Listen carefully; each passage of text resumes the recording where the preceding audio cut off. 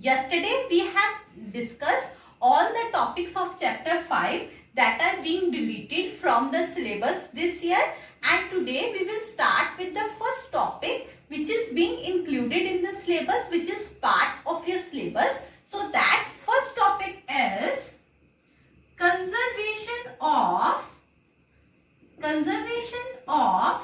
linear momentum. अब कल हमने पढ़ा था कि what is linear momentum?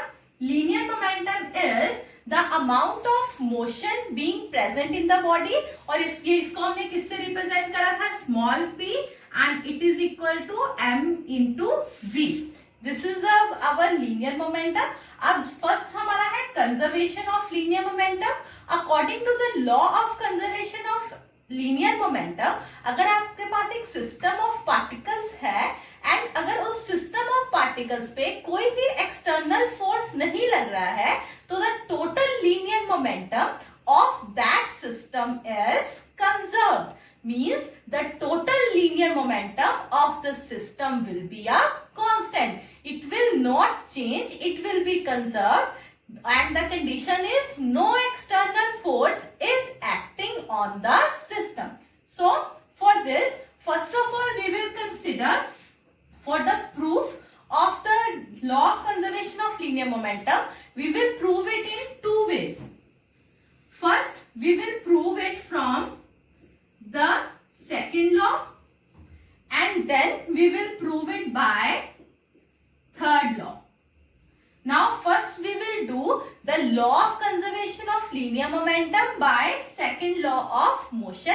Then we will do law of conservation of linear momentum by third law of motion. So for the considering it from the second law, we will consider a system of n particles. 1, 2, 3, so on to we have n particles, और इस n particles में हमारे जो मास हैं of each particle is m1, m2, m3, so on to mn.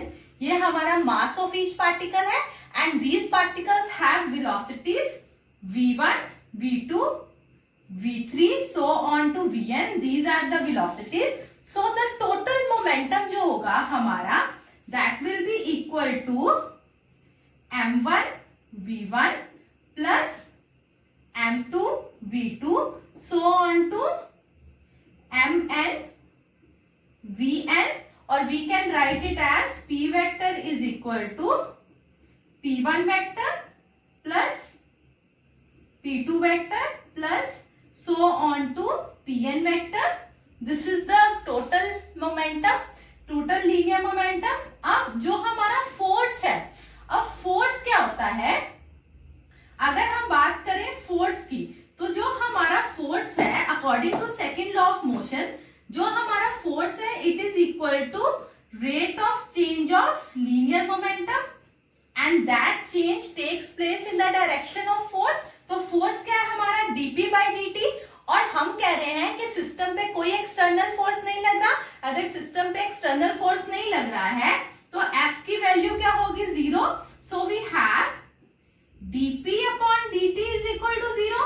अगर dp upon dt 0 है, अगर p का डेरिवेटिव 0 है, और हमें पता है कि किसका डेरिवेटिव 0 होता है? एक कांस्टेंट का. सो अगर p का डेरिवेटिव 0 है, इसका मतलब जो हमारा p है that is constant, means the linear momentum is conserved when the external force acting on the body is 0. So this is the derivation of law of conservation of linear momentum from the second law of motion. Now we will do the same conservation from third law of motion. For that, where we consider two bodies of mass m1, m2. They are moving in this direction with velocity u1 and u2.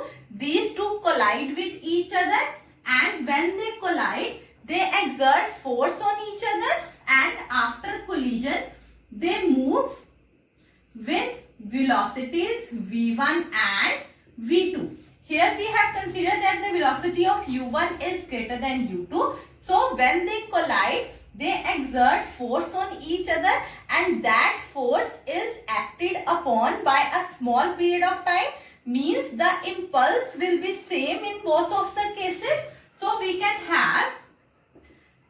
FAB into delta T is equal to minus FBA into delta T. Since the force is acting on both the particles A and B are exerting the force for the same time period, so this will cancel out and जो हमारा force है it is related to the linear momentum.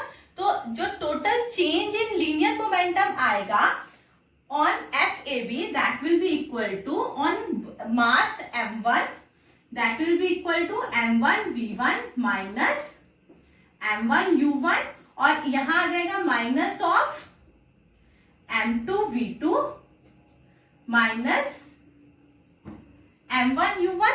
जब हम इसे rearrange करेंगे we will get M1 U1 plus M2 U2 is equal to M1 V1 plus M2 V2. So जो तो हमारा टोटल है लीनियर मोमेंटम है that is before collision and after collision is same. This is a total linear momentum before collision. This is a total linear momentum after collision. So before and after collision the linear momentum is same. Therefore for this system the linear momentum is conserved. So this is the derivation of law of conservation of linear momentum from second law and third law. Now what we will do? Now we will derive Newton's third law of motion from law of conservation of linear momentum. अब क्या करेंगे? We will derive third law of motion from law of conservation of linear momentum. So इसमें हम क्या करेंगे? First of all we will consider जो हमने पहले consider करा था two bodies of masses M1 and M2. These are moving along the straight line. They collide with each other and due to collision their linear momentum changes. So delta P1 is the change of linear momentum in first body. That is first body का जो linear momentum change हुआ that is delta P1 and the change in linear momentum of second body is delta P2.